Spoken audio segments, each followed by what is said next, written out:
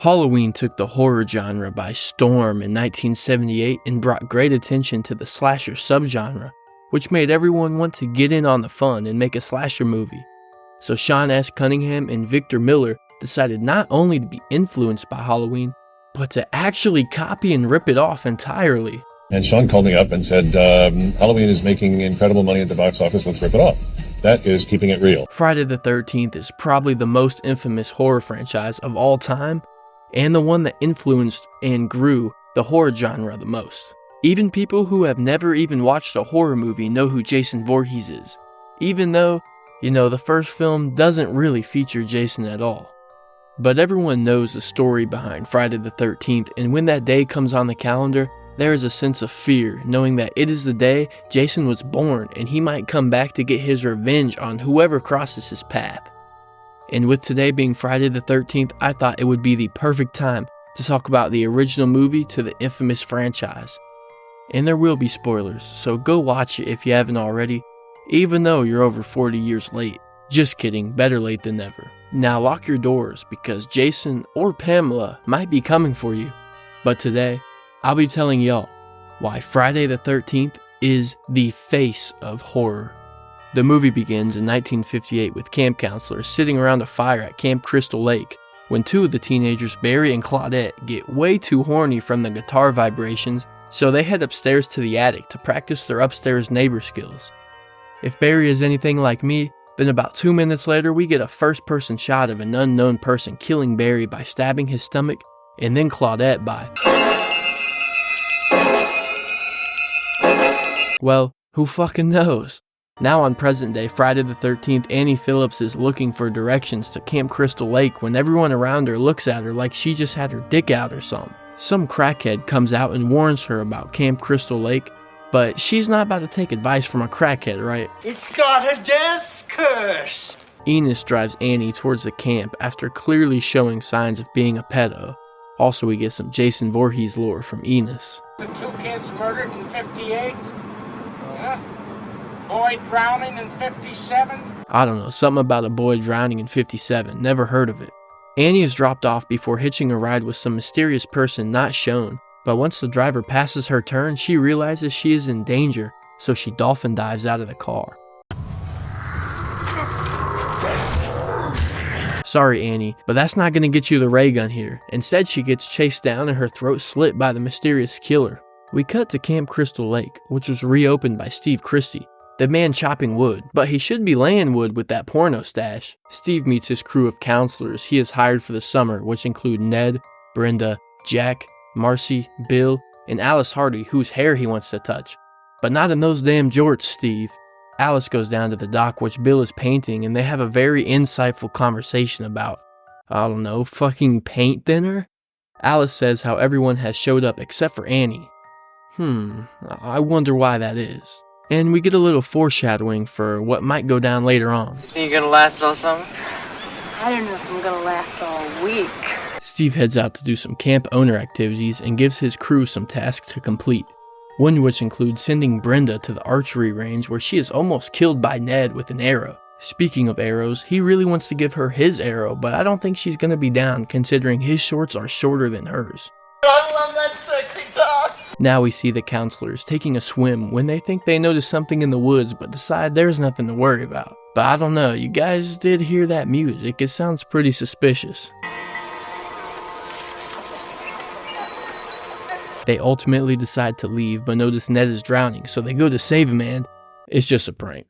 Come on Ned. Back at the cabin, the motherfucking police pull up, asking what's going on. But all I see is Ned just doing, man, what the fuck is that? Cannon coochies.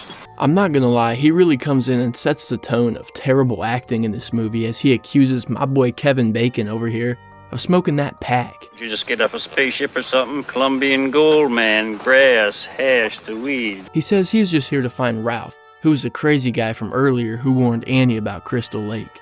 They haven't seen him, but that doesn't last for long because they find him inside one of the cabinets in the cabin, and he tells them they will die if they stay.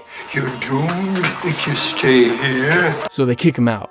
I mean, I can't blame them. They just found a crackhead chilling in the cabinet. Jack and Marcy are chilling outside, being all horny and shit, when Marcy tells Jack her dreams of storms and blood, but right as she says that, it starts to storm, so they bring their porno inside one of the cabins, and things start to get a little freaky. And wait, what the fuck, is that a green wife beater? Where the fuck did you get that? I've never seen one of those in my life. We cut to Bill, Brenda, and Alice, who are playing strip Monopoly and wondering where the rest of the counselors are at, before we go back to the steamy room with Marcy and Jack, where we see a dead Ned and his slit throat just chilling right above the two fucking, but they got no idea. Marcy goes to pee, and while she's gone, Jack lights up a little Mary Jane, and I guess that cop was right about you, man. The weed. Then Jack catches an arrow right through the neck in one of the greatest kills in this whole entire franchise. While going pee, Marcy hears a noise, so she goes to check it out, but once she turns around, is smashed in the face with an axe. Hey, not the first time she was smashed that night, am I right, Jack? After the storm interrupts horny Monopoly, Brenda heads back to her cabin to get ready for bed. However, she starts to hear a strange noise. She goes to check it out, but it leads her to the archery range where she got rizzed up by Ned. Once she gets there, the lights come on and she is sniped with many arrows and killed off screen. Alice and Bill hear strange noises and find a bloody axe, so they go out to look for soaking wet nightgown Brenda and the rest of the folks. After not being able to find them for a while, they break into the office to call the police, but unfortunately for them, the line is cut.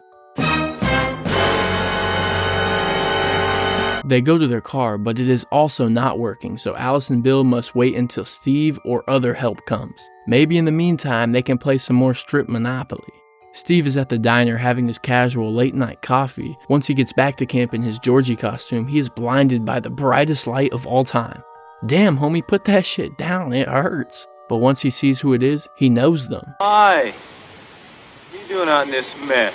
However, that person stabs him in the gut off screen. The killer turns the power to the camp off, so that forces Bill to leave Alice alone, who seems pretty chill taking a nap on the couch during a murder spree. Once she wakes up from her stress-free nap, she begins her morning routine and makes some coffee.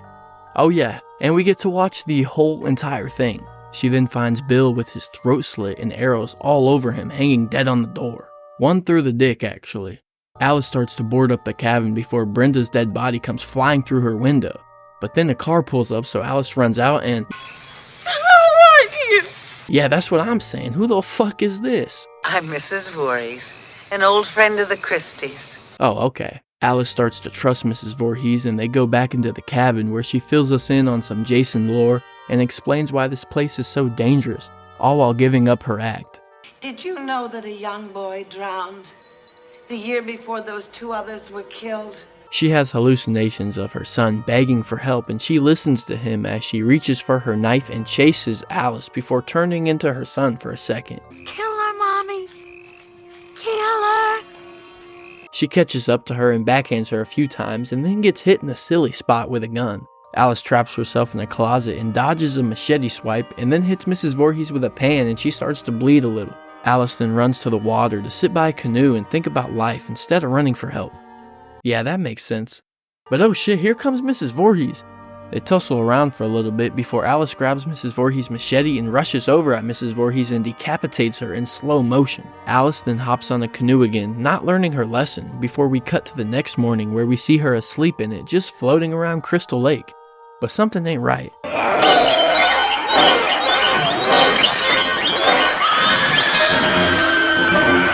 She wakes up in the hospital and the nurse tells her that Jason popping up was just a dream, but she disagrees. Then he's still there.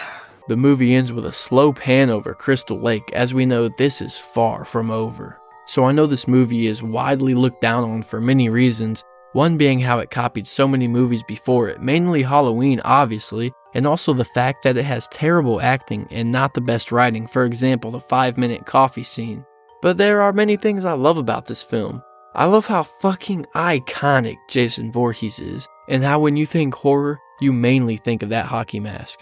The lore created from this movie is very interesting to me. I love how we see a mother out for vengeance for her son, and then she dies, which forced her son that didn't actually die to return and then get vengeance for his mother. And I know that didn't all happen in this movie, but it was a platform and that is very important.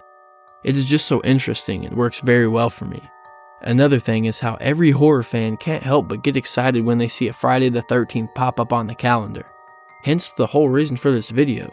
The score is also amazing. I love how the loud and panicky sounds were used to indicate when the killer was near, and also how at the end, calm music was used to ease the viewer before Jason popped back out of the water and made us shit our pants. The tropes that we mainly connect to horror were implemented because of this movie. For example, the "if you have sex you die" trope.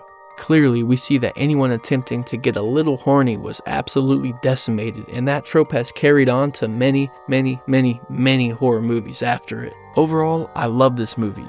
Even though on paper it isn't necessarily the greatest film of all time, I can't help but love the lore and iconic characters it created, and also the overall impact it had on horror altogether. Please let me know y'all thoughts on this movie and any other videos you would like to see next down in the comments below. Please drop a like and hit that subscribe button, or you will find yourself in an empty cabin on Friday the 13th. Thank you all so much for watching, and have a blessed day. Peace.